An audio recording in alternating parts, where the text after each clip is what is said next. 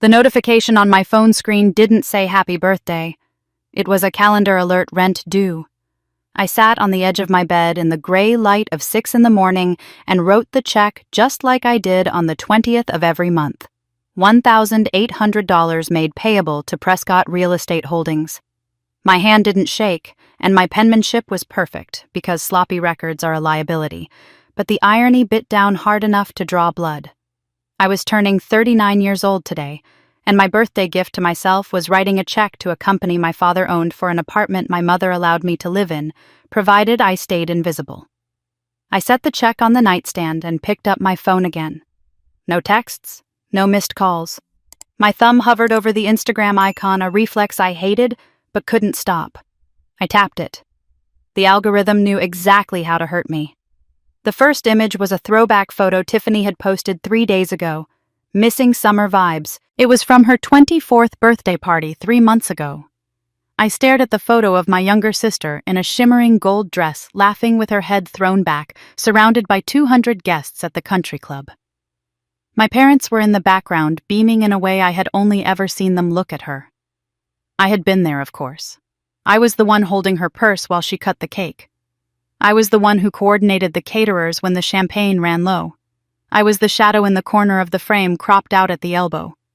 I closed the app and swallowed the familiar chalky taste of resignation. 39 years. You would think I would stop expecting the math to change. The phone buzzed in my hand, making me jump. The name on the screen made my heart stutter. Grandma Constance. She never called this early. Grandma was 84 and usually respected the unspoken rule that Prescott women did not disturb the peace before 10. I swiped right. Meredith? Her voice scratched through the speaker, breathless and sounding younger than she had in years. Listen to me carefully. I need you to go to Raymond Ashford's office. 10 o'clock sharp. Is everything okay? I asked. My mind immediately scrolling through worst-case scenarios. A fall, a stroke, a scandal. Should I call Dad? No, she snapped, the sharpness startling me. Tell no one. Especially not your mother. Just be there, Meredith. Please. She hung up before I could ask why, leaving me with nothing but the dial tone and a sudden vibrating anxiety. Grandma Constance was the only person in the family who looked me in the eye when she spoke to me, but she was also a Prescott. She didn't do drama without a reason. I had time before work to drop off the rent check and pick up the birthday card Grandma had mentioned she left at the main house for me last week. It was a detour I usually avoided, but the cryptic phone call had unsettled me. I needed to see the house to see if the ground was shifting there too. The driveway of the Prescott estate was lined with manicured oaks that cast long, accusing shadows across the gravel. I parked my sensible sedan between a Range Rover and a Mercedes convertible that belonged to one of my mother's charity committee members. The house was awake. I could hear the murmur of voices from the sunroom as I let myself in through the side entrance. I moved quietly. Invisibility was a skill I had honed over 4 decades, a survival mechanism that allowed me to exist in this house without triggering my mother's critical gaze. I walked into the formal living room intending to grab the card from the mantel and leave, but something stopped me. Grandma's old leather photo album was sitting on the coffee table. It was a heavy-bound thing smelling of cedar and thyme. Mom usually kept it locked in the library, claiming the humidity ruined the prints. I walked over and opened it. The first few pages were the early years of my parents' marriage, stiff poses, polite smiles. Then came the year I was born. I turned the page. A jagged strip of paper was all that remained. I frowned and turned another page. Another tear. Someone had ripped photographs out of the binding with frantic, careless force. I ran my finger along the rough edge where a photo used to be. I found one blurry picture of me as an infant, swaddled so tightly only my eyes were visible.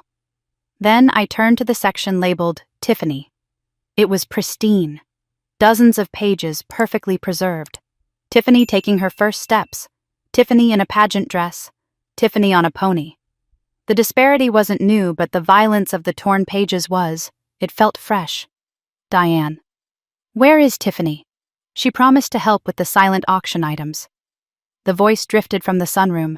I looked up to see my mother standing in the doorway holding a crystal flute of mimosa. She was 62 and terrifyingly elegant, wearing a silk blouse that cost more than my car. She looked at me and for a second her face was blank as if she were trying to place a stranger.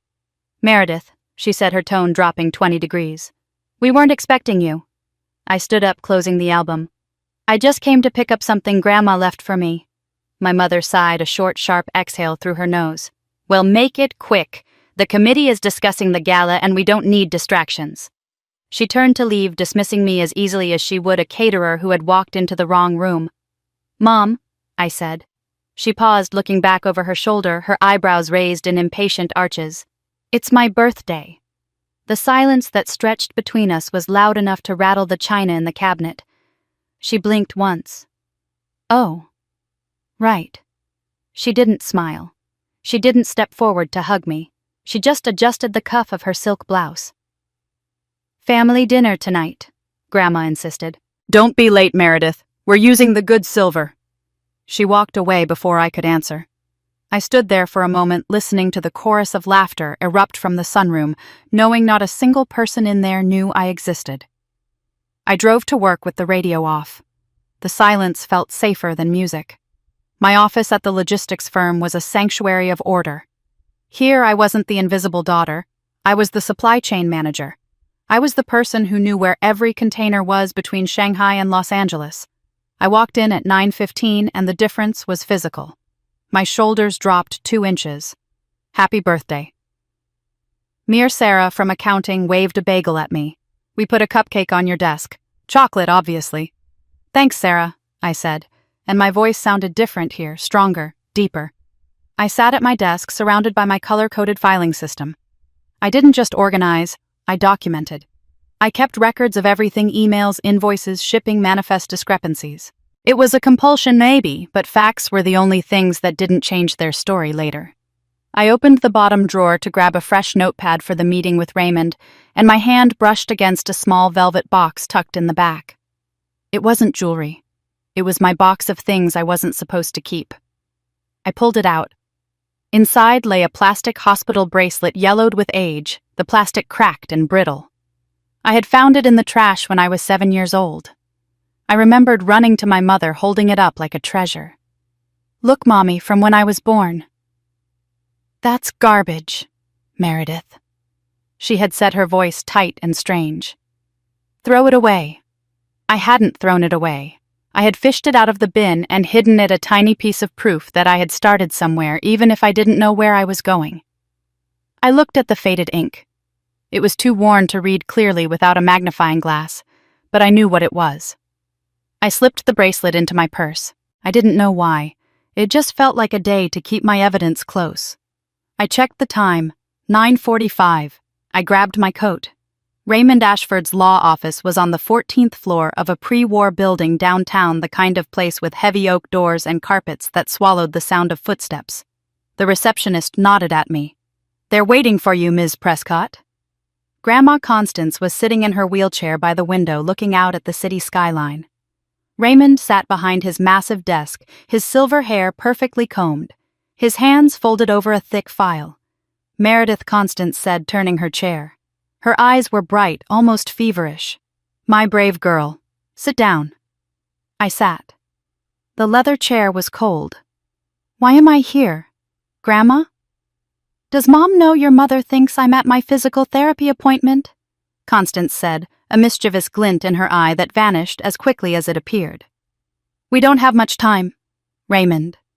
Raymond cleared his throat and opened the file. He didn't look at me with the pity I usually saw in people's eyes when they realized who I was in the Prescott hierarchy. He looked at me with respect. Meredith Raymond, began his voice baritone and steady. As you know, your grandmother has been reviewing her estate planning. I nodded. I assumed I was getting a token sum, maybe enough to put a down payment on a condo so I could stop paying rent to my father. Constance Prescott owns 100% of Prescott's Table. Raymond continued.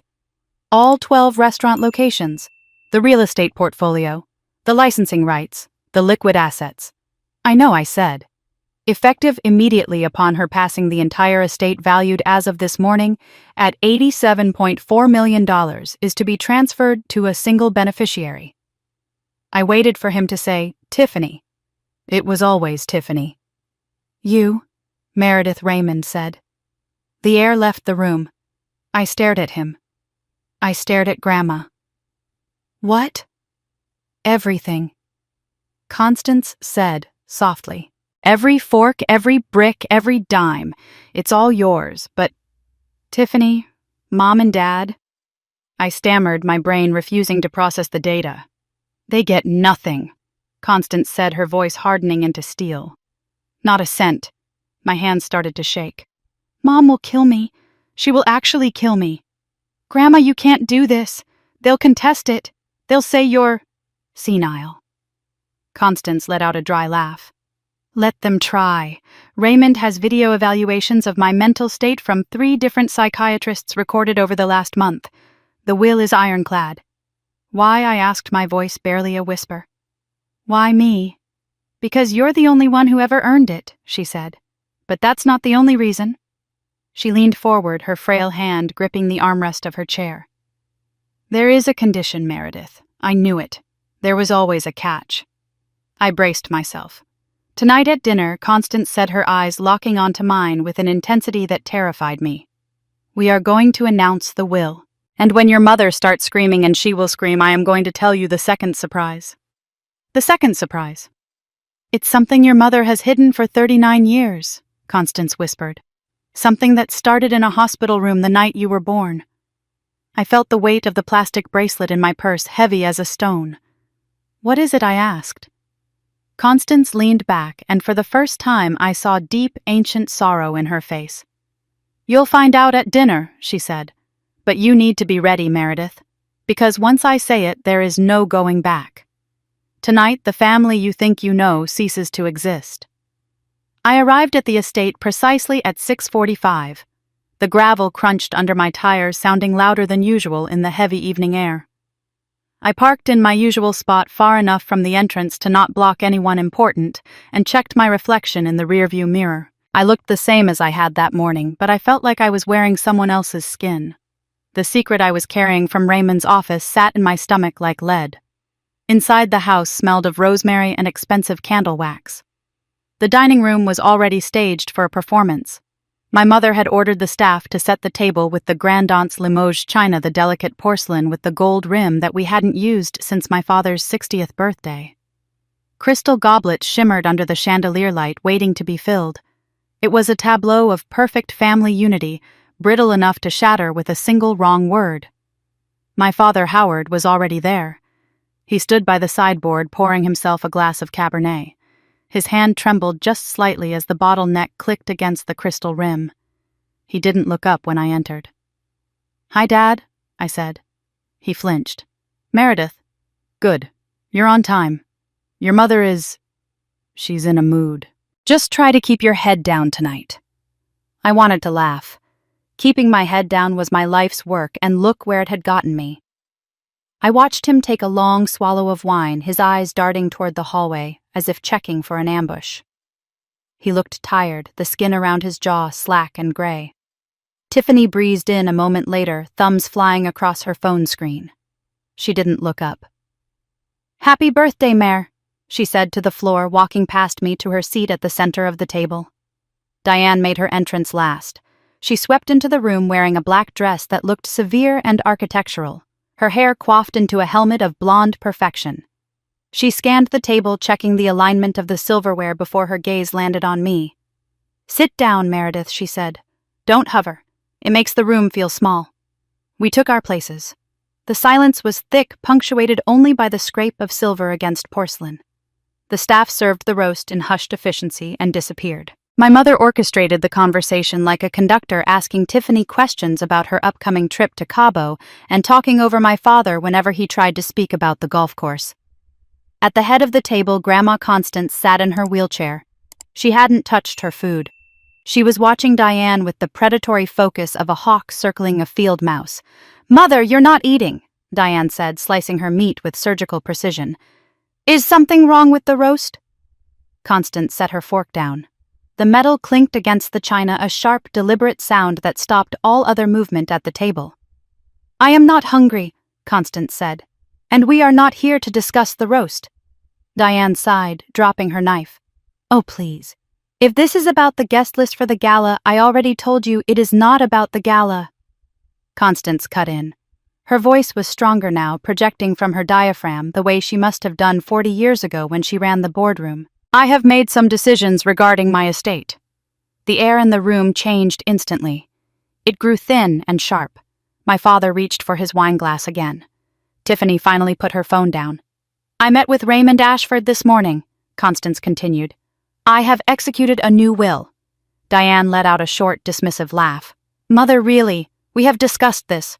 The trust is already set up to divide the assets between the girls once Howard and I are gone. There is no need for drama." "There is no trust," Constance said. "Not anymore." "I dissolved it." Diane froze. Her eyes narrowed.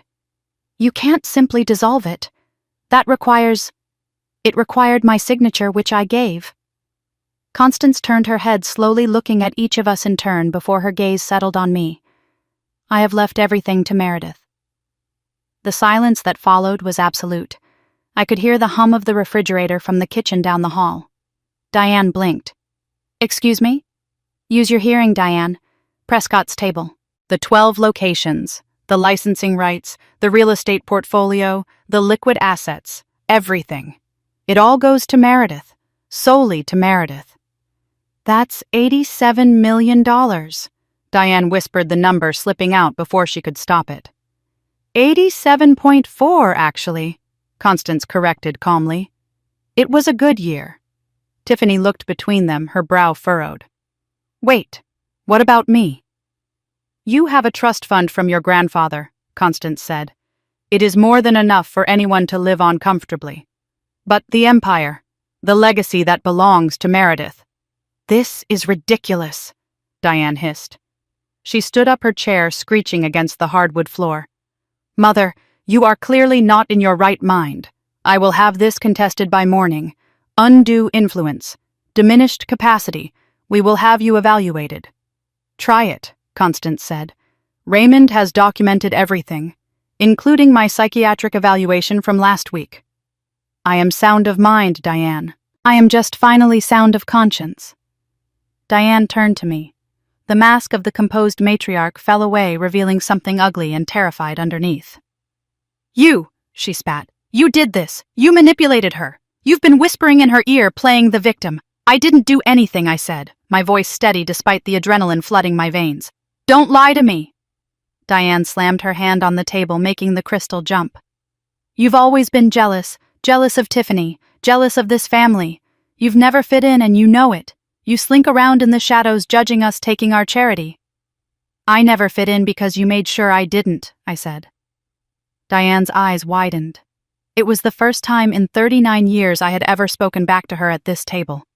"Excuse me," she said, her voice dropping to a dangerous whisper. I looked at her. I looked at the woman who had criticized my posture, my hair, my career, and my laugh every day of my life. I realized suddenly that she didn't hate me because I was flawed. She hated me because I was there. "I said you made sure I didn't fit in," I repeated. "You cropped me out of the photos, Mom, literally and figuratively." Diane's face went white, then red. "Fine. If you want to be the heiress so badly, you can start by paying market rate for your life. That apartment you rent from the company, the lease is terminated, tonight. Pack your things and get out of my family's property," Diane Howard said weakly. "Maybe we should—" "Shut up, Howard," she screamed, spinning on him. "You are useless, absolutely useless." Dad shrank back into his chair, staring at his wineglass. "Enabler to the end." "Mom." "What is happening?" Tiffany asked, her voice trembling. "Why are you so scared?" "I'm not scared," Diane snapped, but her hand was shaking as she pointed a finger at me. "I want her gone. Now." "Are you finished, Diane?" Constance asked. Her voice was quiet, but it carried a weight that cut through Diane's hysteria. Diane panted, gripping the edge of the table. "We are done here." "I don't think so," Constance said. "Because I believe I mentioned there was a second surprise." Diane froze. Her eyes darted to Constance's face, searching for something, calculating the threat level. "Sit down, Diane," Constance commanded. Diane didn't sit, but she stopped moving. Constance reached into the folder on her lap and pulled out a thick manila envelope. She placed it on the white tablecloth. It looked like a bomb. 39 years ago, something happened at St. Catherine's Hospital, Constance said. Something only a few people in this room know about. She looked at my father. Howard went pale, his face draining of color until he looked like wet clay. He squeezed his eyes shut. "Stop," Howard whispered. "Please, Connie, don't." Diane stared at the envelope. She stopped breathing. I saw a flicker in her eyes that I had never seen before. It wasn't just fear. It was the look of an animal caught in a trap realizing the hunter has arrived. "Diane, would you like to tell everyone?" Constance asked pleasantly. "Or shall I?" "I don't know what you're talking about," Diane said. Her voice was flat, mechanical. "Yes, you do," Constance said. "You have known for 39 years. The question isn't whether you know. The question is who in this family is really a Prescott." Tiffany laughed a nervous, high-pitched sound. "Grandma, what does that mean?" "Of course we're Prescotts." Constance looked at Tiffany with a softness that broke my heart. Then she looked at me. "I am saying," Constance said, measuring every syllable, "that neither of my son's daughters is actually his biological child." The room seemed to tilt. I gripped the edge of the table. "What?" I whispered. "Diane, stop her!" Tiffany cried out, looking at her mother. "Tell her she's crazy." Diane didn't move. She was staring at the envelope as if it were radioactive. "The woman who gave birth to Meredith was named Patricia Prentice," Constance said. "She was a single mother in the room next to yours, Diane. She died 3 days after giving birth due to complications. Patricia, my middle name, the name Diane had given me. A sick joke or a guilty conscience." "You were alone in the hospital." Constance continued looking at me. And Diane saw an opportunity. Her own baby wasn't perfect enough. Diane made a noise in her throat, a strangled sound of rage. "Perfect enough?" I asked. "She had a cleft lip," Constance said. "A small, correctable birth defect." But Diane couldn't bear the thought of bringing home a child who wasn't flawless, so she made a trade. She paid a nurse named Margaret Holloway $50,000 to swap the bracelets. Diane lunged for the envelope. "That is a lie." Constance slammed her hand down on top of it. "It is in the nurse's diary, Diane. I have the DNA tests." Diane recoiled, breathing hard. "So, I'm not—" I looked at my father. "You knew." He wouldn't look at me. He just wept silent tears tracking through the broken veins on his cheeks. "And Tiffany?" I asked, my voice numb. "If Diane sent her real baby away, is Tiffany the real daughter?" Constance shook her head slowly. "No," she said. 15 years later, Diane wanted a do-over. She wanted a golden child to replace the disappointment she felt with you. But she couldn't get pregnant. So she faked it. Tiffany stood up, knocking her chair over. "That isn't true, Mom." And when the time came, Constance said, relentless, she went to a different hospital. She found a teenage mother named Cross who was giving her baby up for adoption. And she took that baby too. Constance looked at both of us, her gaze heavy with 10 years of silence. "Diane Prescott has 2 biological daughters," she said, "but neither of them is in this room. One was thrown away into the foster system because she had a scar on her lip. And the 2 of you are simply the stolen props she used to play house." The silence in my car after leaving the estate was heavy enough to choke on. I drove without knowing where I was going, my hands gripping the steering wheel so hard my knuckles turned the color of old bone. The speedometer crept up 60, 70, 80 until the vibration of the engine rattled my teeth and forced me to slow down. I couldn't go home. I didn't have a home anymore. Diane had evicted me between the salad and the main course. I ended up back at Raymond Ashford's office. The building was dark, but the lights were on in the corner suite on the 14th floor. When I walked in, Grandma Constance was still there, a blanket draped over her legs, sipping tea with a hand that shook slightly. Raymond was pacing his tie undone, looking less like a corporate attorney and more like a general surveying a battlefield. "You came," Constance said softly. I stood in the doorway, feeling the phantom weight of that envelope on the dining table. "Is it true?" I asked. "I need to know, Grandma. Is it actually true, or was that just—" "Theater," Constance set her cup down. "I have known for 10 years, Meredith. I hired a private investigator the day I saw the results of a genealogy test I took for fun. The DNA didn't match. I wasn't related to you. I walked to the nearest chair and collapsed. 10 years. I had to wait, she said, her voice fierce. I had to wait until you were strong enough, and I had to wait until I had enough evidence to bury her. If I had spoken sooner, she would have cut me off from you. She would have destroyed the evidence. I played the long game. Raymond stopped pacing and leaned against his mahogany desk. He looked at me with a gravity that made my stomach turn. Meredith, before we open these files, you need to understand something. Once you see what is in here, you cannot unsee it. This isn't just about inheritance anymore. This is criminal fraud. Kidnapping technically. Kidnapping, I repeated. The word tasted like copper.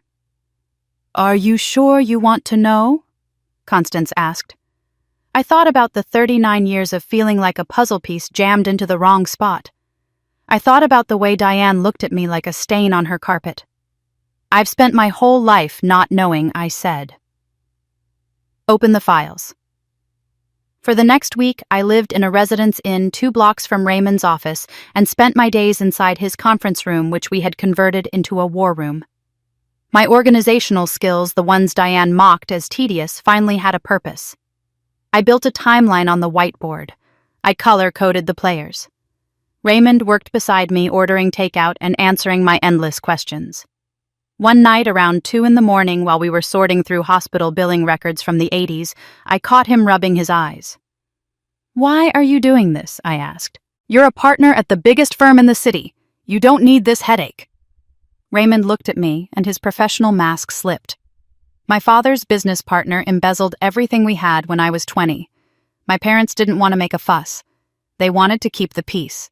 They lost their house, their retirement, everything because they were too polite to call a thief a thief. He tapped a finger on the stack of documents. I don't like thieves, Meredith, and I don't like bullies. Your mother is both. I looked back at the whiteboard. The evidence was compelling, but it was all circumstantial. We had the nurse's name, Margaret Holloway. We had records of large cash withdrawals from Diane's account around the time of my birth. We had the DNA test Constance had secretly run on hair from my brush years ago. But doubt is a parasite. It eats you from the inside. Diane had launched her counter-offensive. My phone was a minefield of texts from her society friends. Your poor mother is devastated. How could you do this to her? I heard you're having a breakdown. Dear, please get help. She was spinning the narrative. I was the unstable, greedy daughter attacking the family matriarch. I needed to hear it from him. I dialed my father's number. He answered on the second ring, his voice hushed. Meredith, you shouldn't be calling. Dad, I said, gripping the phone. Did you know? Just tell me. There was a long silence on the line. I heard the click of a lighter. He was smoking again. It's complicated, Mir. It's not complicated, I yelled, startling Raymond across the room. It's binary.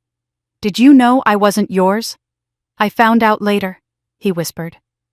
5 years later. The nurse. She came back. She wanted more money, and you paid her. I wanted peace, Meredith. If it got out, the scandal, Diane would have fallen apart. We were a family. You were my daughter in every way that mattered. But I wasn't, I said, tears finally spilling over. If I was your daughter in every way that mattered, you wouldn't have let her treat me like a servant in my own house. You wouldn't have let her erase me. I hung up.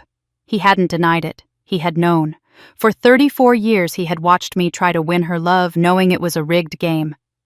I need air, I told Raymond. I took a cab to Grandma Constance's private apartment in the city. It was a small place compared to the estate filled with books and the smell of lavender. She was waiting for me. Come here, she said, gesturing to the velvet sofa. I have something to show you. She pulled out the leather photo album, the same one I had seen at the main house, the one with the torn pages. But this one was intact. I saved the pages, she said. I took them out years ago before Diane could burn them. She opened the album to the year of my birth. There were no pictures of Diane holding me. Instead, there was a Polaroid of a woman in a hospital gown, her hair dark and matted with sweat, holding a bundle.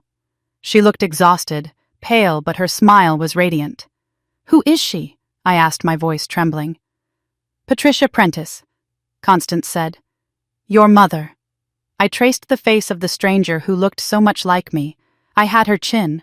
I had her eyes. She was in the room next to Diane.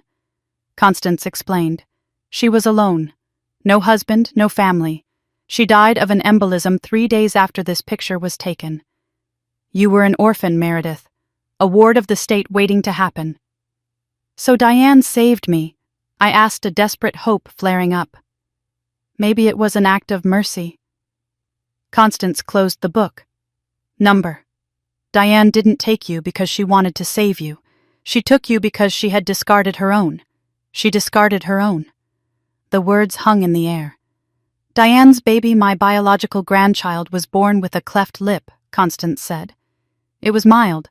A simple surgery would have fixed it. But Diane! She is obsessed with image. She saw imperfection and she rejected it. She swapped the babies. She sent her own flesh and blood into the foster system under a fake name so she could bring home the pretty baby from next door. I felt sick. Physically sick. I wasn't chosen. I was stolen. And somewhere out there, another woman had been thrown away like garbage because she wasn't perfect enough for Diane Prescott. I went back to Raymond's office in a daze. I sat at the conference table staring at the timeline. Something was nagging at me. A loose thread. I opened my purse to find a tissue, and my fingers brushed against plastic. The hospital bracelet. The one I had found in the trash when I was 7. The one I had grabbed from my desk drawer on my birthday. I pulled it out and held it under the halogen lamp. The plastic was yellow and cracked, but the typed insert was still legible if you squinted. Baby girl Prentice. I stared at it. Prentice. Not Prescott. This was it. Physical proof. I had been carrying the evidence of my own kidnapping since I was 7 years old. Raymond, I said. Look at this. He came over, adjusting his glasses. Prentice. That matches the nurse's diary. That matches the death certificate for Patricia Prentice. This is admissible Meredith. This is the smoking gun. But my mind was racing ahead, connecting dots that made my blood run cold. Raymond, I said slowly, if Diane's biological baby went to foster care, and I am Patricia Prentice's baby, I looked at the DNA results on the table. The ones for Tiffany. Constance said Diane did it twice, I whispered. Raymond pulled up Tiffany's file. 0% DNA matched to the Prescotts. 15 years later, I said, thinking of the timeline. I was a disappointment. I wasn't the social butterfly Diane wanted. She wanted a do-over. But she couldn't get pregnant. She faked it, Raymond said. She stole Tiffany too, I said, the horror of it expanding in my chest. From a different hospital. A different mother. Raymond tapped the file. A teenage mother named Cross. We tracked the records. A baby girl born to a 16-year-old supposed to be adopted by a family in Ohio. The baby disappeared from the record. Tiffany isn't my sister, I realized. She's just another victim.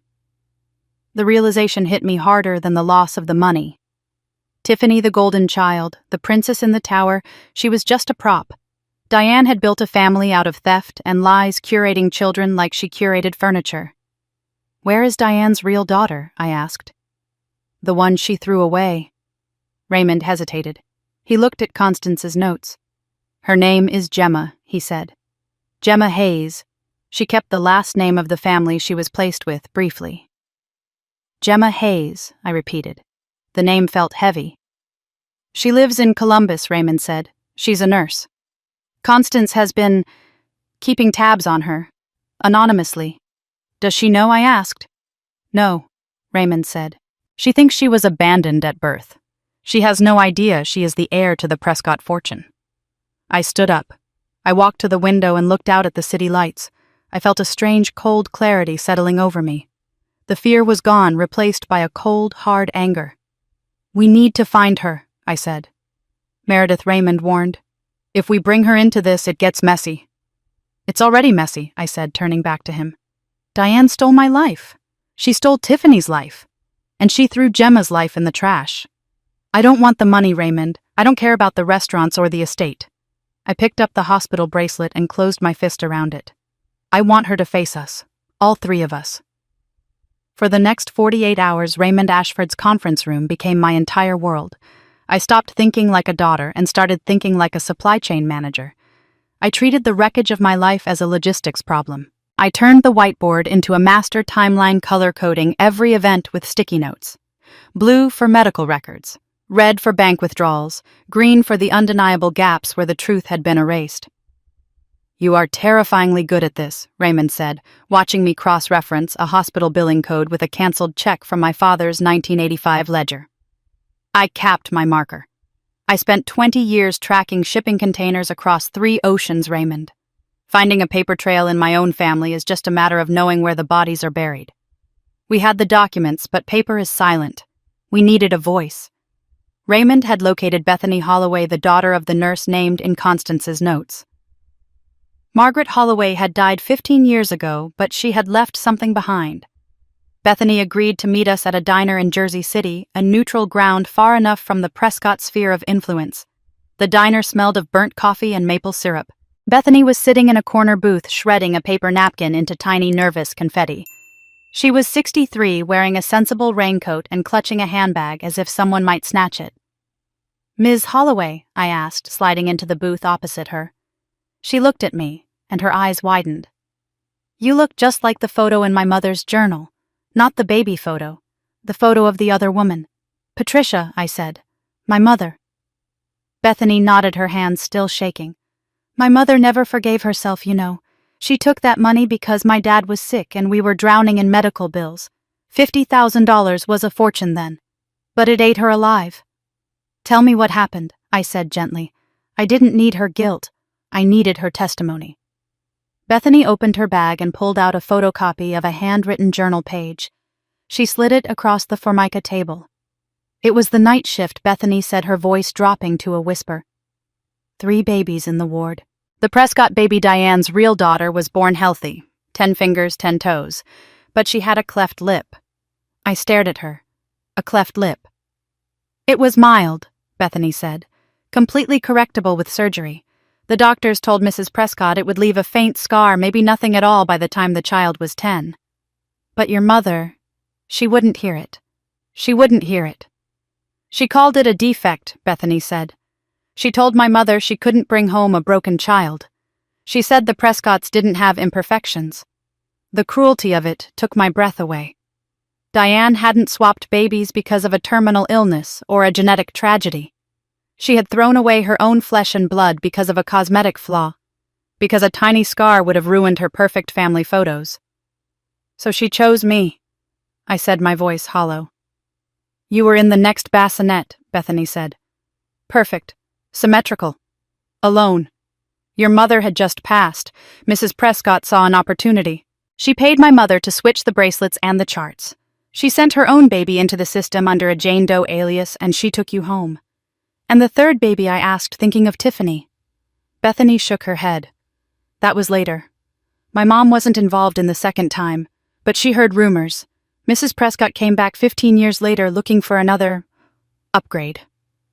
I thanked Bethany and took the journal pages. As I walked out into the gray afternoon, I felt a strange new emotion. It wasn't just anger anymore. It was disgust. Pure, unadulterated revulsion for the woman I had spent 39 years trying to please. I drove back to the Residence Inn where I was staying. I was exhausted, my head throbbing with the fluorescent lights of the diner. I swiped my keycard, pushed open the door to room 314, and froze. Diane Prescott was sitting in the armchair by the window. She looked perfectly composed, legs crossed at the ankle, hands folded in her lap. She hadn't broken in. She was simply Diane Prescott. Doors opened for her. "We need to talk," she said. My heart hammered against my ribs, but I didn't step back. "How did you get in here? Don't be tedious, Meredith. I am a donor to the hotel's parent company." She stood up and walked toward me. She looked smaller than I remembered, or maybe I was just finally standing up straight. "I don't know what lies your grandmother has been feeding you," she said, her voice smooth as glass. "But this ends now. You are embarrassing yourself.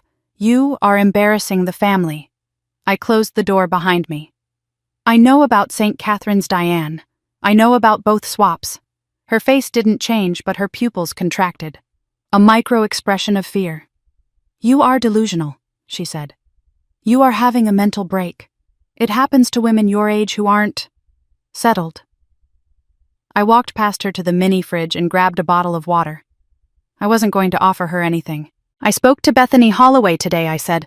I have Margaret's diary. I know why you gave her away. Because she wasn't perfect. Because of a lip scar. Diane flinched. It was violent and involuntary, a crack in the porcelain. You don't know what you're talking about, she hissed. I turned to face her. I know you paid $50,000 to buy a baby because you were too vain to love your own. And I know you did it again 15 years later with Tiffany because I turned out to be too quiet, too introverted, too much of a disappointment. Diane stepped closer, invading my personal space. The scent of her Chanel No. 5, usually comforting now, smelled like formaldehyde. Let's be practical, she said, her tone shifting from attack to negotiation. The inheritance? Keep it. Run the restaurants. I won't contest the will. I stared at her. You're bribing me. I am offering you what you want, she said. You want the money. Take it. You want the power. It's yours. Just stop digging. Stop asking questions. Burn those diary pages. She reached out and touched my arm. Her hand was cold. We can go back to normal, Meredith. You can be the heir. Isn't that what you always wanted? To be seen. I looked at her hand on my sleeve. For decades, I would have killed for this touch, for this acknowledgement. Now it felt like a shackle. What about Gemma? I asked. Diane froze. Her hand dropped from my arm. Who, your daughter? I said. Your real daughter. The one you threw away. I don't know anyone by that name, she said, but her voice wavered. She took a step back. I think you do, I said, stepping toward her.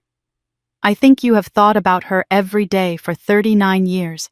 I think every time you looked at me, you saw the crime you committed. That's why you hate me, isn't it? Not because I'm not yours, but because I'm the evidence. Get out of my way, Diane said. She grabbed her purse and pushed past me to the door. I didn't try to stop her. I didn't need to. Her retreat was an admission of guilt louder than any confession. I went back to Raymond's office the next morning with the taste of victory in my mouth, but Raymond was the one who hesitated. He sat at the conference table rubbing his temples. Meredith. We need to be careful, he said. Careful. She offered me the empire to shut up Raymond. That is a confession.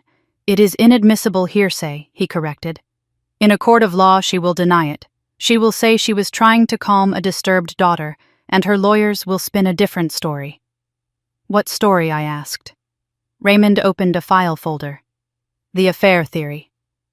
I blinked. The what? Think about it. Raymond said. What if Howard isn't just an enabler? What if he is your biological father? What if he had an affair with Patricia Prentice? I sat down slowly. An affair. It would explain why Diane hates you, Raymond said. You would be the living proof of his infidelity. It would explain why she kept you but treated you like garbage. And it would explain why Howard stayed silent. He wasn't just protecting Diane, he was protecting himself. I felt the ground shift again. Could it be true? It made a twisted sort of sense. Maybe I wasn't a stranger. Maybe I was the bastard child, the result of a sin my father committed. If that's true, I said then, I really am a Prescott. And half this case falls apart. We need definitive proof, Raymond said. Grandma's DNA test was from hair samples. It is good, but it can be challenged. We need a medical grade test. We need to compare your DNA against a known sample from Patricia Prentice's family. Do we have that? Constance is thorough, Raymond said. She obtained medical samples from Patricia's estranged sister years ago under the guise of a genealogy project. We also have a sample from Howard. Run it, I said. I need to know. The wait for the lab results was excruciating. It took 48 hours, during which I paced the floor of my hotel room until I had memorized the pattern of the carpet. I replayed every interaction I ever had with my father. His avoidance, his guilty looks. Was it shame for letting his wife buy a baby, or shame for fathering one with another woman? When the call came, Raymond didn't sound triumphant. He sounded solemn. Come to the office, Meredith. The results are in. I walked into the office 10 minutes later. The file was closed on the desk. Tell me, I said. Raymond opened the folder. Subject Meredith Prescott, he read. Comparison to subject Howard Prescott. Probability of paternity.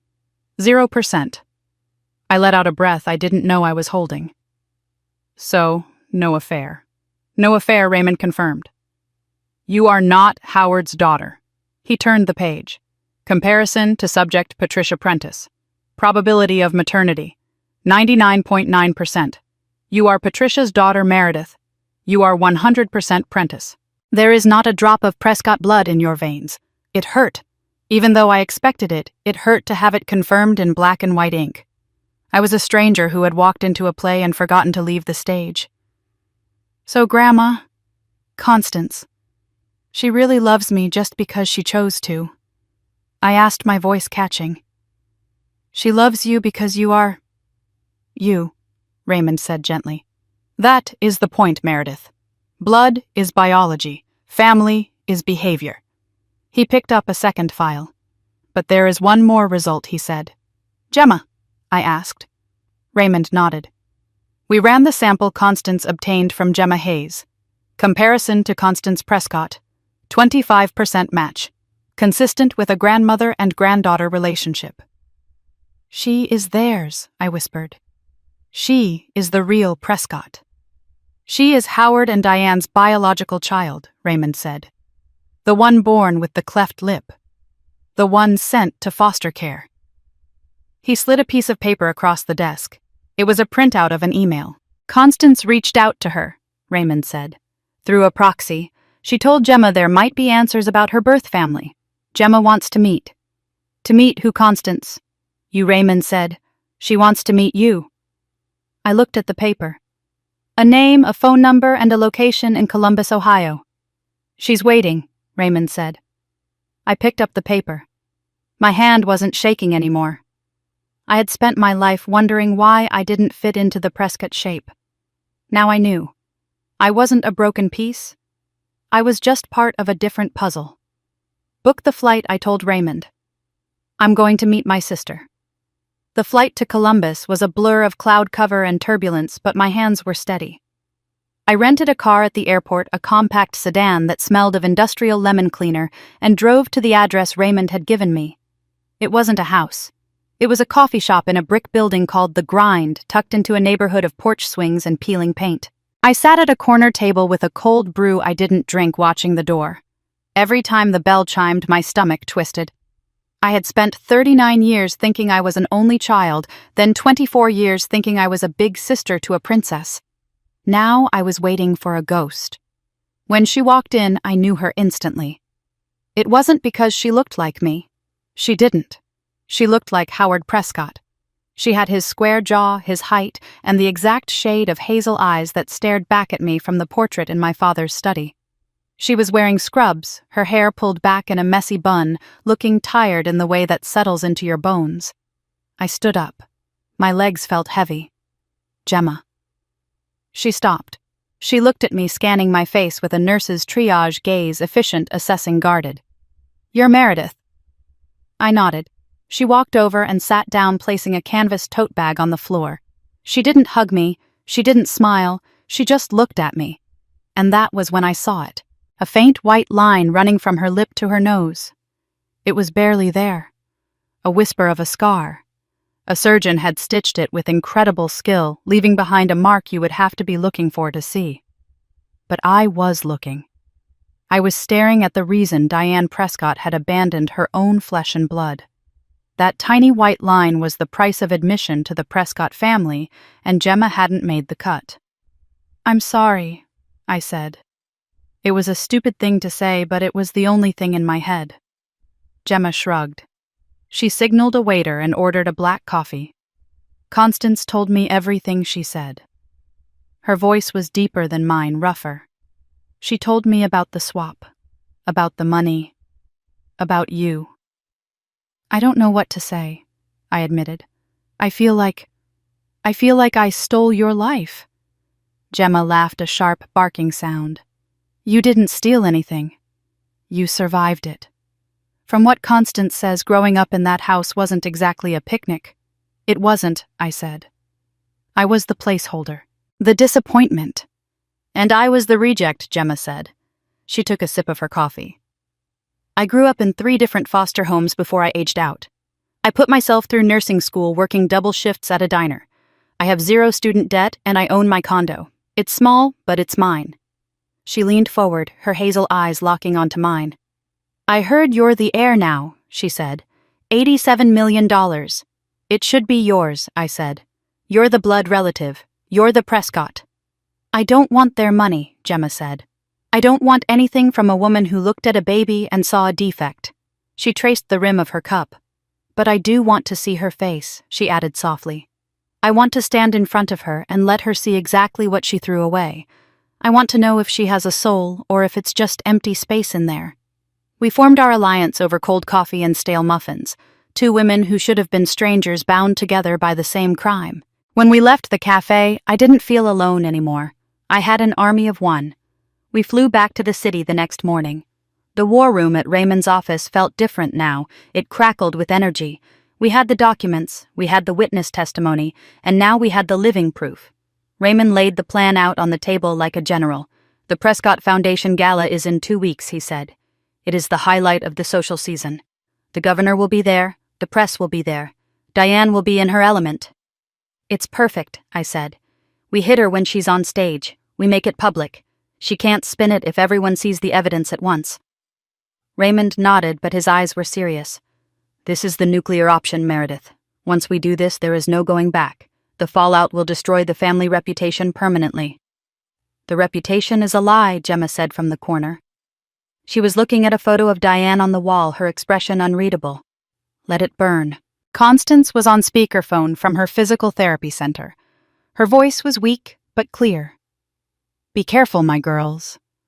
A cornered rat bites. Diane has been quiet for 3 days. That is not peace. That is preparation. I looked at the stack of evidence. The DNA tests. The diary. The hospital records. We have her grandma. She can't fight math. She can't fight biology. Don't underestimate her need for survival, Constance warned. But give her hell. There was one loose end. One person who deserved to know the truth before the world did. I'm going to see Tiffany, I said. Gemma looked at me. The princess. Why, she's the golden child. She won't believe you. She's a victim too, I said. She was stolen just like I was. She deserves a chance to stand on the right side of this. I drove to Tiffany's penthouse in the city center. The building was glass and steel screaming money. My parents paid the mortgage, the HOA fees, and the doorman's Christmas bonus. Tiffany answered the door wearing yoga pants and holding a green juice. She looked annoyed to see me. Mom says you've gone crazy, she said, not stepping back to let me in. She says you're trying to destroy the family because you're jealous of the inheritance. I pushed past her. We need to talk, Tiff. I walked into her living room, which was decorated in shades of cream and beige, perfectly mimicking Diane's aesthetic.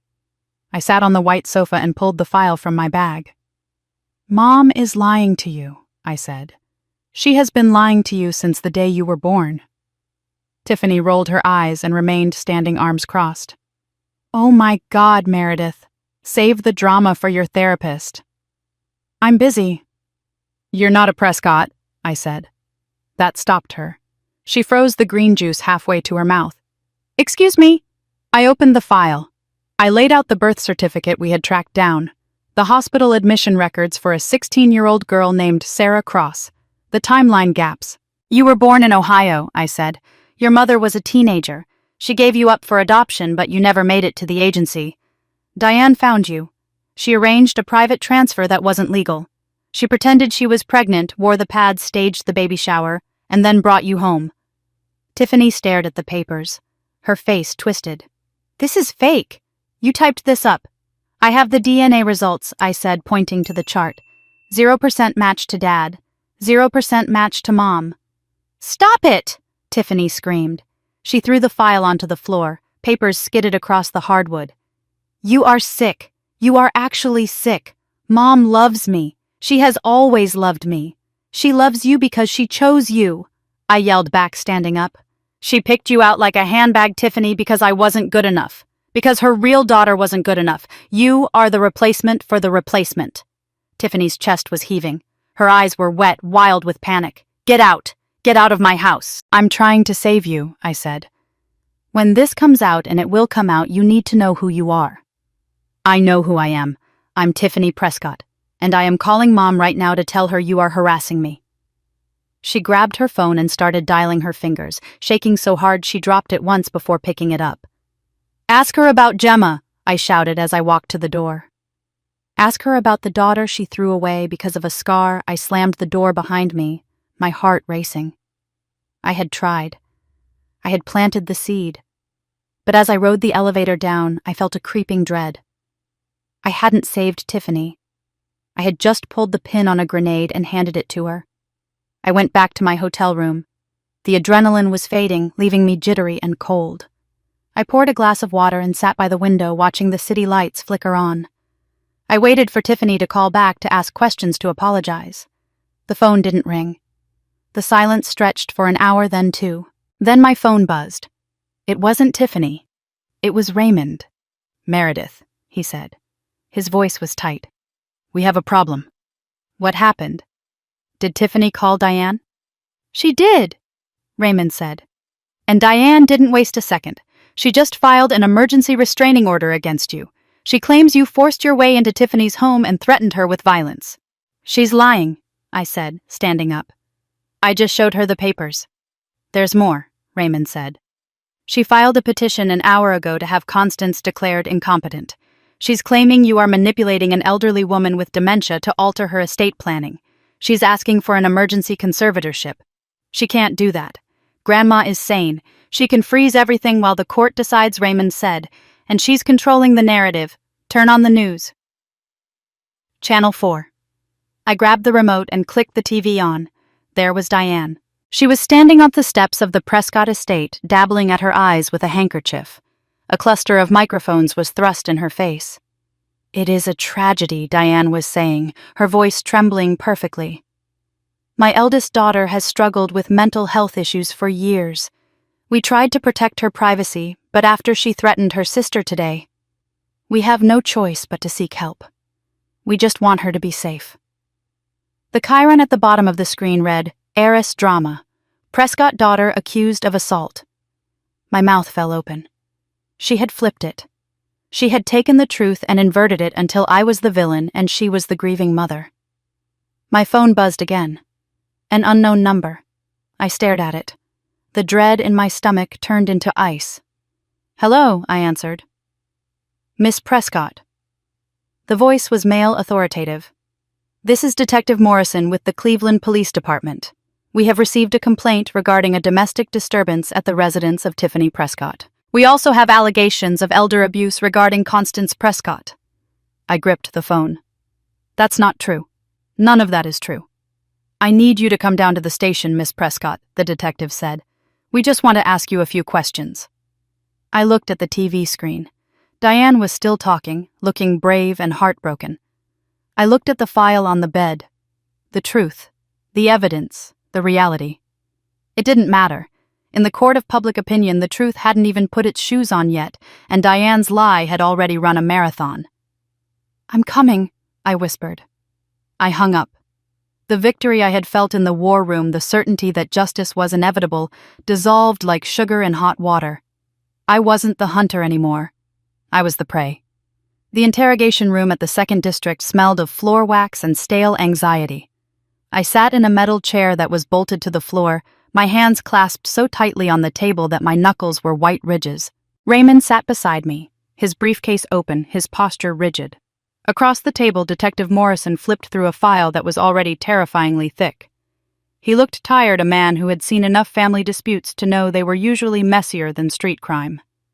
Your mother states that you have a history of episodes, Ms. Prescott, Morrison said, not looking up. She claims you stopped taking your medication recently. I don't take medication, I said, my voice shaking. Because I don't have a condition. Raymond put a hand on my arm to silence me. Detective, my client has no history of psychiatric treatment. These are fabrications designed to discredit her in a pending estate dispute. Morrison looked up then. His eyes were flat, unimpressed. "We have a sworn statement from Tiffany Prescott that you forced your way into her home, screamed incoherently about stolen babies, and physically threatened her. We also have a statement from Diane Prescott, alleging that you have been isolating your grandmother, Constance Prescott, and coercing her to sign documents she doesn't understand." I felt the blood drain from my face. It was a masterclass in distortion. Diane hadn't just lied. She had taken the truth and inverted it like a photo negative. I was the one investigating stolen babies. Constance was the one who initiated the will change. "This is Darvo," I whispered. "Deny attack, reverse victim and offender," Ms. Prescott Morrison asked. "My client denies all allegations," Raymond said smoothly. "We have documentation proving that Constance Prescott is of sound mind, including video evidence recorded last week. And the interaction with Tiffany Prescott was a conversation, not an assault." Morrison closed the file. "Look, folks, I'm not a probate judge, but when I get calls about elder abuse and domestic disturbances involving one of the biggest families in the city, I have to investigate. For now, Diane Prescott has been granted a temporary restraining order. You are to stay 500 yards away from her Tiffany Prescott and the Prescott estate." "What about my grandmother?" I asked. Morrison sighed. "Social Services is opening an inquiry into her care. Until that's resolved, access may be restricted." I walked out of the station feeling like I was moving through underwater currents. I had the truth. I had the evidence. But Diane had the story. We stepped out onto the sidewalk and the night exploded into white. Flashbulbs popped in rapid succession, blinding me. A wall of reporters had gathered at the bottom of the precinct steps. Microphones were thrust toward us like spears. "Meredith. Is it true you attacked your sister? Are you contesting the will? Do you have a comment on your mother's statement about your mental health?" Raymond grabbed my elbow, steering me toward his waiting town car. "Don't look at them. Don't say a word." I ducked my head, shielding my eyes, but I saw the headlines in my mind already. Unstable heiress, family tragedy. Diane had weaponized the one thing she cared about most, her publicity. The back of the car was quiet, insulated from the chaos outside, but the silence screamed. I pulled my phone out. It was vibrating incessantly. Texts from numbers I hadn't heard from in years. People from the country club, my mother's charity board. "I can't believe you would do this to Diane, after everything she gave you. You need Jesus and a psychiatrist, Meredith." I scrolled through the hatred, feeling a cold numbness spread through my chest. This was what she did. She didn't just fight you, she erased you. She turned your entire world into a hostile witness. My phone rang again. The screen said Dad. I stared at it. Raymond watched me. "Answer it," he said softly. "Record it." I swiped the screen and put it on speaker. Dad Meredith, his voice was slurred. He had been drinking. "Meredith, you have to stop this. Stop what I asked. Stop telling the truth." "You're destroying us," he wept. "The news, the police. Diane is in a state. She's talking about checking into a clinic for exhaustion. Do you know what this does to our standing? To the business? I don't care about the business, Howard." I used his first name. It felt like cutting a cord. "I care about the fact that you lied to me for 39 years. "I didn't lie," he stammered. I didn't say anything. There's a difference." "No, there isn't," I said. "You knew I wasn't yours." "When did you know 5 years in?" he whispered. "That nurse, Holloway. She wrote to us. She wanted more money. Diane handled it. She told me everything." "And you stayed," I said. "You looked at me every morning across the breakfast table, knowing I was a stranger's child you bought to fix a cosmetic error, and you stayed." "I stayed for you," he shouted, his voice cracking. "You think you would have been better off in the system? You had a good life, Meredith. Private schools, cars, a trust fund. I gave you a father. You gave me a landlord," I said. "You gave me a roof over my head as long as I played the role of the invisible, grateful daughter." I took a breath. The question had been eating at me since I saw the files on Tiffany. "And Tiffany?" I asked. "Did you know about her too? Or did Diane lie to you about the pregnancy?" The line went silent. All I could hear was his heavy, wet breathing. "Dad, I helped her with the padding, he whispered. The car seemed to swerve, though Raymond was driving perfectly straight. What? She wasn't pregnant? He said, his voice flat with resignation. We couldn't. She wanted a fresh start. A baby that was actually ours in spirit, if not blood. But we couldn't adopt legally, not with the timeline she wanted. So she found the girl in Ohio. I drove the car Meredith. I drove Diane to pick up the baby. I closed my eyes. He wasn't a victim. He wasn't a coward. He was an accomplice. You're not an enabler. Howard, I said.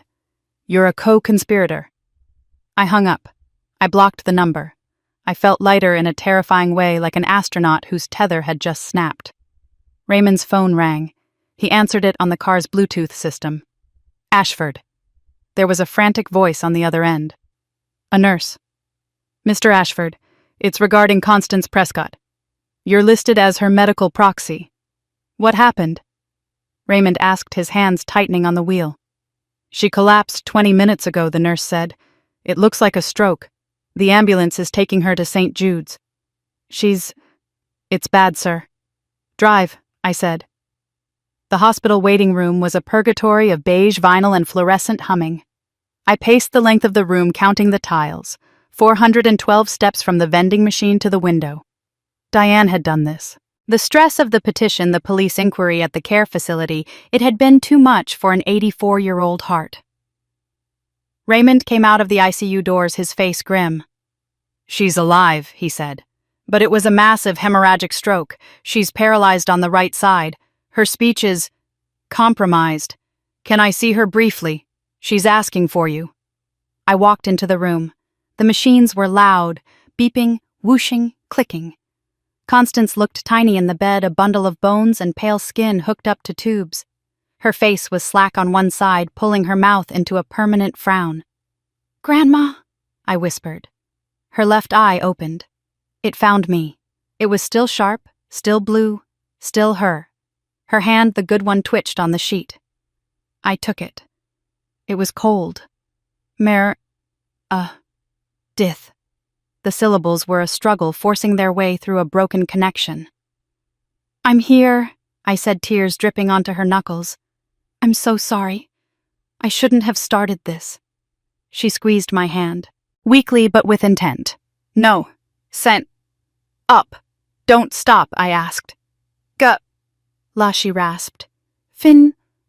Ish. The gala. It was 3 days away. Both girls, she managed to say. Her eye drifted to the door, then back to me. Show. Them. Fam. Lie. The effort exhausted her. Her eyes closed and the monitor's rhythm slowed. The nurse touched my shoulder. You need to let her rest. I walked out of the ICU and kept walking. I didn't stop at the waiting room. I found the hospital chapel, a small, windowless room with abstract stained glass and rows of empty chairs. I sat in the back row and put my head in my hands. It was over. Diane had won. She had the restraining order. She had the public sympathy. She had neutralized Constance. I was alone. I was the crazy daughter who attacked her sister and gave her grandmother a stroke. I should just take the money, I thought. The bribe Diane offered. Take the restaurants, move to Europe, disappear. Let Tiffany live her lie. Let Gemma stay in Columbus. Why was I fighting for people who didn't even know they needed saving? The door creaked open. I didn't look up. I assumed it was a chaplain or a janitor. Footsteps approached, soft rubber soles on carpet. Someone sat down in the chair next to me. I looked up. It was Gemma. She was wearing her street-clothes jeans and a hoodie, but she still looked like a nurse. Calm in the face of blood. Raymond told me, she said. She's dying, I said, or close to it. She's tough, Gemma said. I checked her chart at the nurse's station. Don't tell anyone. HIPAA violation. She looked at the abstract glass. So, Gemma said, this is the part where you quit. I wiped my face. Look at the scoreboard, Gemma. She has the cops, the press, and the courts. I have a box of stolen papers and a grandmother who can't speak. If I keep going, she'll bury me. Gemma turned to me. The faint scar on her lip caught the dim light. "Do you know what it's like to grow up knowing you were thrown away?" she asked. I stayed silent. "I spent 18 years wondering what I did wrong," she said. "Was I too loud? Too quiet? Did I cry too much?" I audited my existence every single day, trying to find the flaw that made my mother leave me in a basket. She pointed to her lip. "Turns out it was this. A millimeter of skin." She leaned forward, her intensity radiating like heat. "You think you're losing Meredith, but you're looking at it wrong. You survived growing up in that house. I survived growing up with nothing. We are the two things Diane Prescott fears most. What's that, survivors?" Gemma said. "She thinks she can break you because she broke the others. She broke Howard. She broke Tiffany. But she didn't break me because she never kept me, and she didn't break you because you never let her in." She stood up. "The gala is in 72 hours. You can walk away. You can take the payout and let her win. Let her keep Tiffany as her pet. Let her keep her reputation." She offered a hand to me. "Or we can go to that party. We can stand on that stage. And we can show the world what a Prescott family reunion really looks like." I looked at her hand. It was rough, scrubbed raw from years of hospital soap. It was a worker's hand. I thought about Constance's whispered command. "Show them family." I wasn't a Prescott by blood. I wasn't a Prentice by memory. I was something new, something forged in the fire of Diane's ambition and cooled in the shadow of her neglect. I took Gemma's hand. I stood up. "Let's finish it," I said. I woke up with a crick in my neck and the taste of stale hospital coffee in my mouth. The morning light filtering through the blinds of Constance's room was gray and unforgiving, washing out the color of the sterile walls. My grandmother was asleep, her chest rising and falling in a rhythm that was too shallow for my liking. But she was alive. I watched her for a long moment. For 39 years, I had defined myself by who I wasn't. I wasn't the favorite. I wasn't the beauty. I wasn't the biological daughter. I had spent 4 decades begging the universe to explain why I wasn't enough, hoping that if I just followed the rules and paid my rent on time, someone would finally hand me a certificate of existence. I stood up and stretched, feeling my spine pop. I walked to the window and looked out at the parking lot. The woman who had driven to Columbus yesterday to meet a stranger was gone. The woman who had cowered in police stations was gone. I didn't need Diane to tell me I mattered anymore. I didn't need my father to defend me. I didn't even need the Prescott name. I turned back to the room. Gemma was asleep in the recliner, her arms crossed over her chest, looking like a soldier catching 10 minutes in a trench. I picked up my phone and dialed Raymond. "I'm going to the gala," I said when he answered. Meredith Raymond's voice was thick with sleep. "The restraining order. If you get within 500 yards of Diane, you will be arrested." "Let them arrest me," I said. "But not until I've said what I need to say. The Grand Hotel Ballroom is private property, but it's a public event. I bought a ticket 6 months ago under my own name. Technically, I'm a guest. Diane will have security remove you at the door." "No, she won't," I said, "because I'm bringing guests she can't throw out without causing the exact scene she's trying to avoid." "And Raymond? Bring the files. All of them." I hung up and touched Gemma's shoulder. She woke instantly, eyes clearing in a second. "We're doing it?" she asked. "We're doing it," I said. We set up our command center in my hotel suite. It was quieter than Raymond's office and felt less like a law firm and more like a bunker. Raymond arrived at noon with a banker's box that contained the ammunition for the night.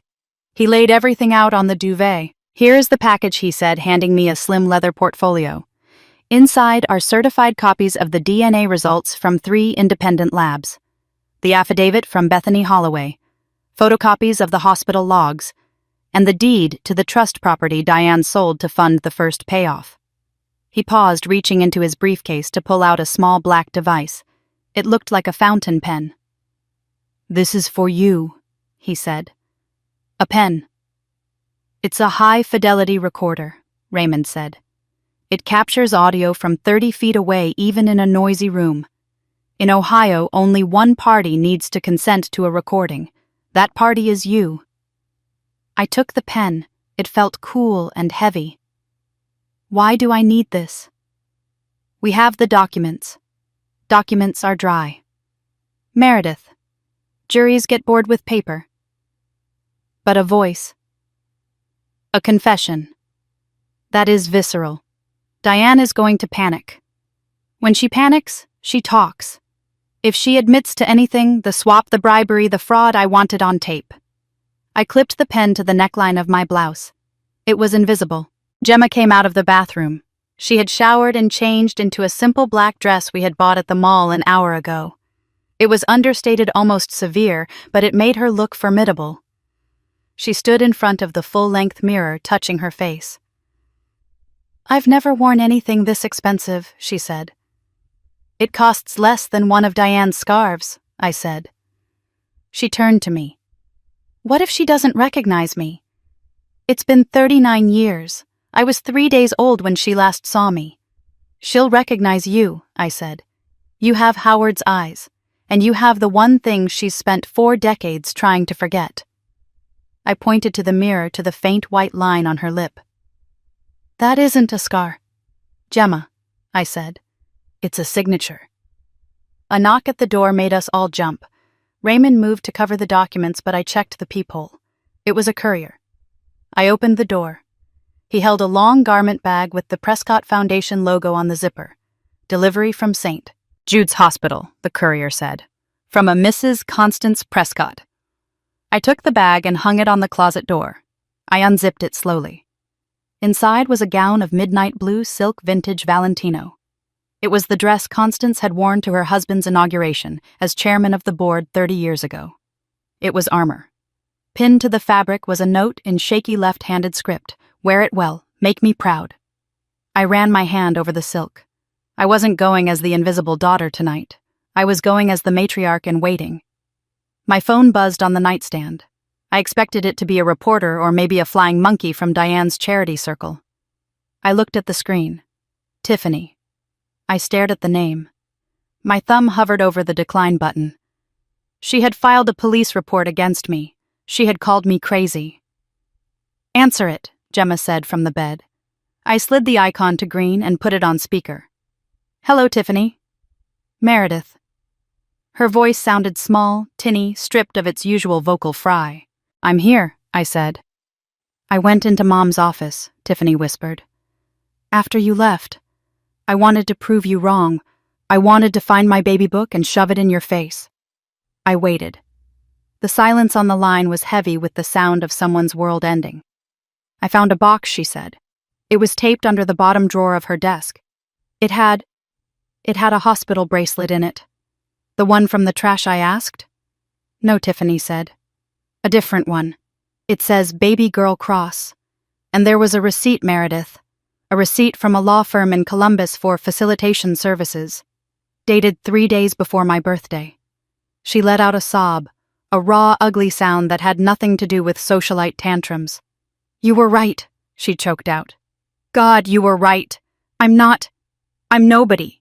You're not nobody," I said, firmly channeling the voice Constance used when she wanted things done.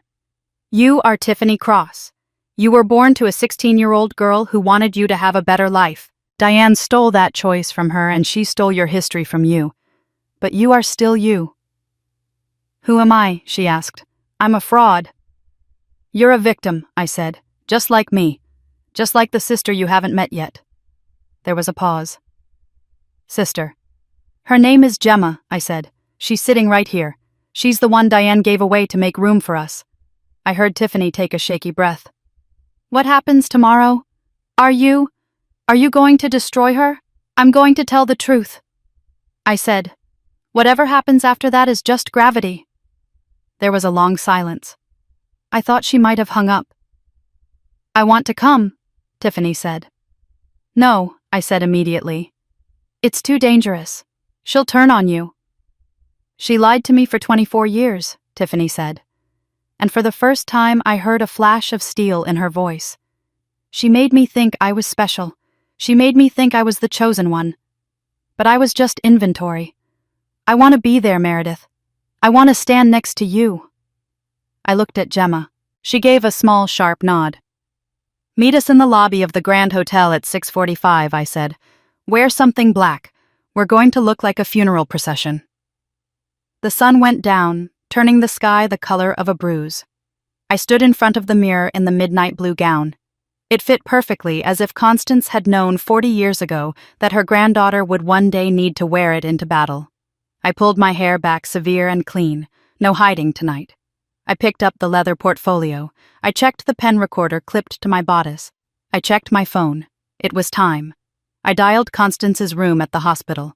The night nurse answered and held the phone to my grandmother's ear. "Grandma," I said. "Mère, she rasped. "I'm going," I said. "I have the dress, I have the files, and I have the girls." "Good," she whispered. I looked at my reflection. I didn't see the woman who wrote rent checks to her father's company. I didn't see the woman who cropped herself out of photos. I saw someone new. "I'm scared, Grandma," I admitted. "Fear is fuel," she breathed. "Burn it." I hung up. Gemma was waiting by the door. She looked at me and her eyes widened slightly. "You look like her," she said. "Not Diane. Constance." I took a deep breath. "Ready to meet your mother?" I asked. Gemma touched the scar on her lip. "I've been ready since the day she left me in that bassinet." We walked out of the hotel room, the door clicking shut behind us, with a sound like a rifle bolt sliding home. We didn't speak in the elevator. We didn't speak in the Uber Black that took us through the city streets. We were moving with the gravitational pull of a collision that had been scheduled 39 years ago.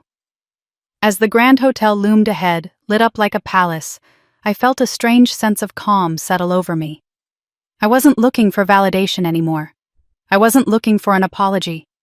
I was looking for the exit. And the only way out was through the ballroom. The ballroom of the Grand Hotel was a cavern of crystal and light smelling of lilies and old money. 300 of the city's most influential people were milling about holding flutes of champagne that cost more than my first car. In the center of it all stood Diane Prescott.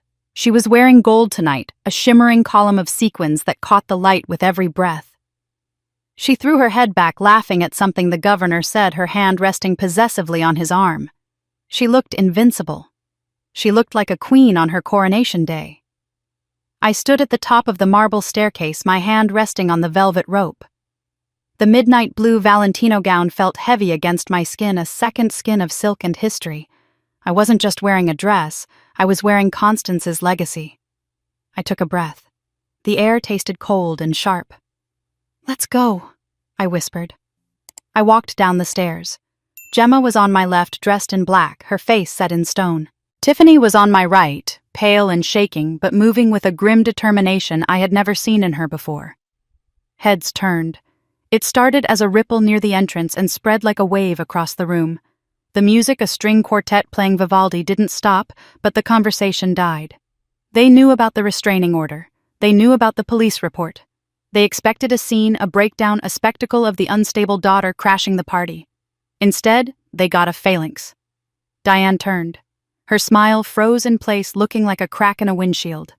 Her eyes darted from me to Tiffany, then to the security guards by the door. She took a step forward, her face rearranging itself into a mask of concerned pity. "Meredith," she said, pitching her voice so the nearby donors could hear. "Oh, honey, you shouldn't be here. You're not well." I reached the bottom of the stairs and walked straight toward her. The crowd parted, creating a wide aisle between us. "I'm perfectly well." "Mother," I said. My voice was steady, amplified by the sudden silence of the room. "And I think it's time we stopped pretending otherwise." Diane's eyes narrowed. She moved closer, dropping her voice to a hiss.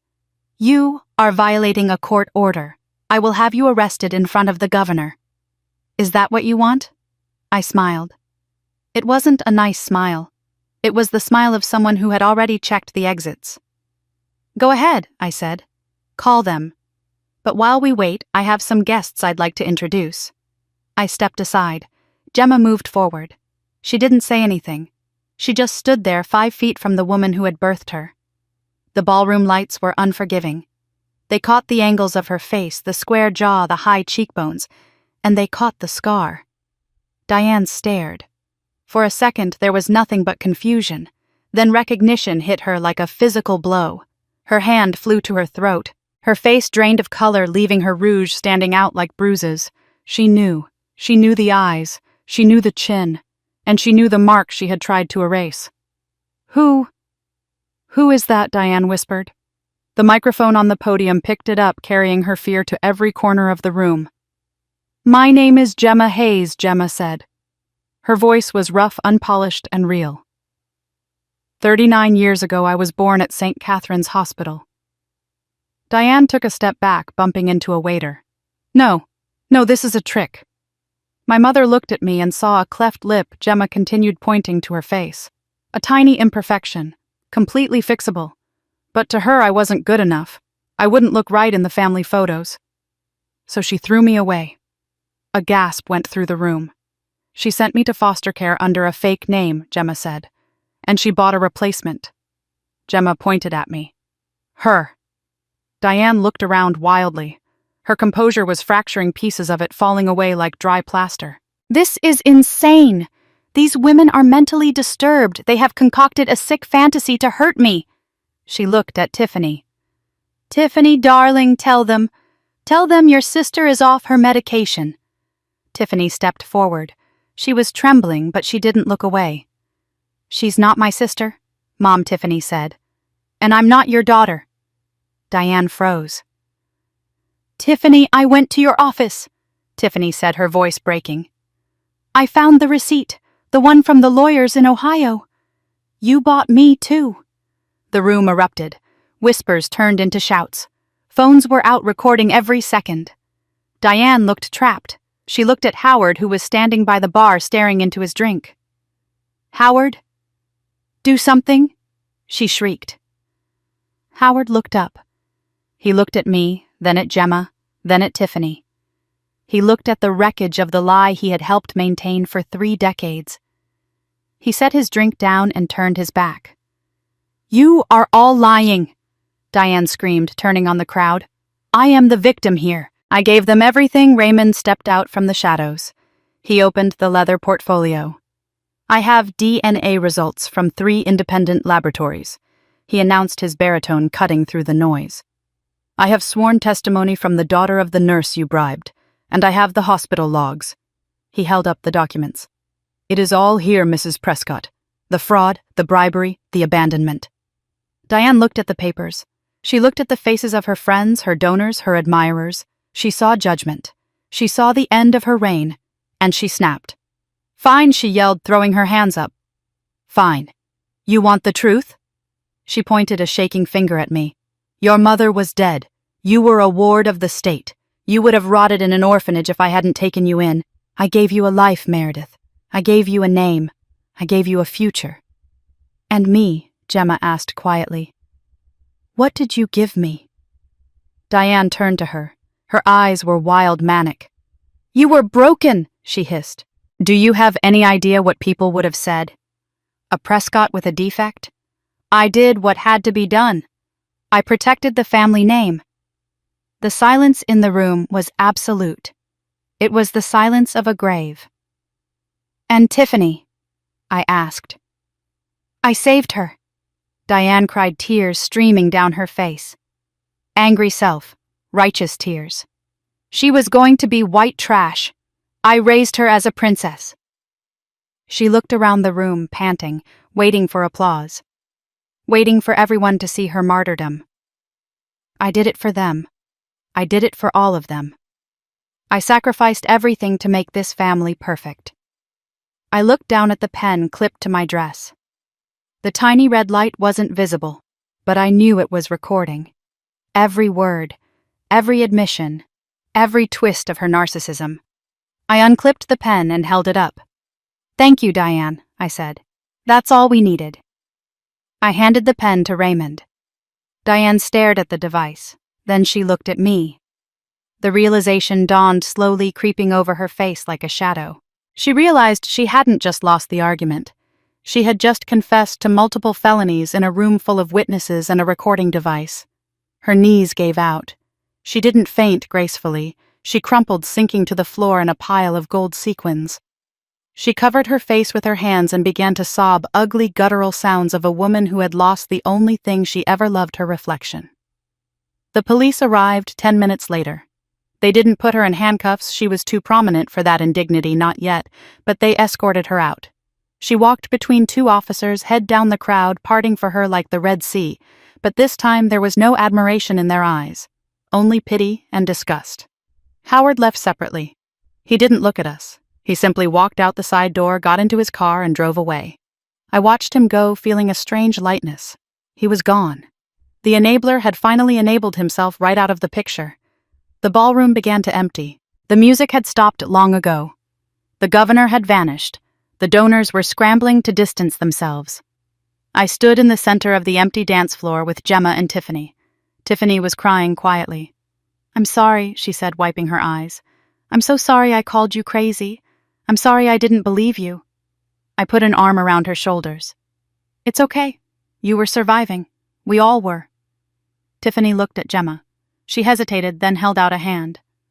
"I'm Tiffany," she said. I guess I'm the one who got your room." Gemma looked at the hand, then at Tiffany's tear-streaked face. She took it. "You can keep the room." Gemma said, a small, tired smile touching her lips. The wallpaper was probably terrible anyway. Tiffany laughed, a watery, hiccuping sound. It was pink stripes. "So what happens now?" Tiffany asked, looking around the cavernous, empty room. "The foundation is ruined. The name is mud." "We rebuild," I said. "But not as Prescott's." Raymond walked over, pocketing his phone. "Constance is watching the live stream," he said. "The nurse says she's crying. Happy tears. She wants to see you all tomorrow." I looked at my sisters. The nurse, the socialite, and the invisible manager. We didn't match. We didn't share blood except for Gemma and the woman who had just been escorted out by the police. But standing there shoulder to shoulder, I felt a tether snap into place. It wasn't biology. It was choice. "Let's go get a burger," Gemma said. "I'm starving, and this champagne tastes like hairspray." 3 months later, the spring air in Constance's garden smelled of wet earth and lilacs. My grandmother was in her wheelchair, a blanket over her lap, but her color was better. Her speech was slow, but the slur was almost gone. The news cycle had moved on, as it always does. Diane was living in a rented condo in Florida, awaiting trial for fraud and custodial interference. Her lawyers were pleading insanity. I hoped she got the help she needed, but I didn't check on her.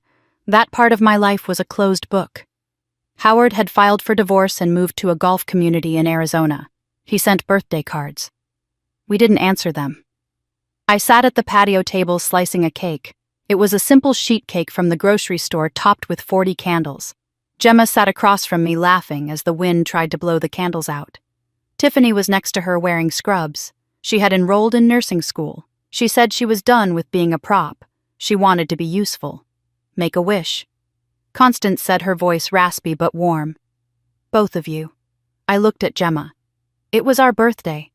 40 years ago today, we had been born in the same hospital, separated by a wall and a checkbook. Gemma closed her eyes. I watched her for a second. The scar on her lip was just a line now, a part of her story, not the whole definition. I closed my eyes.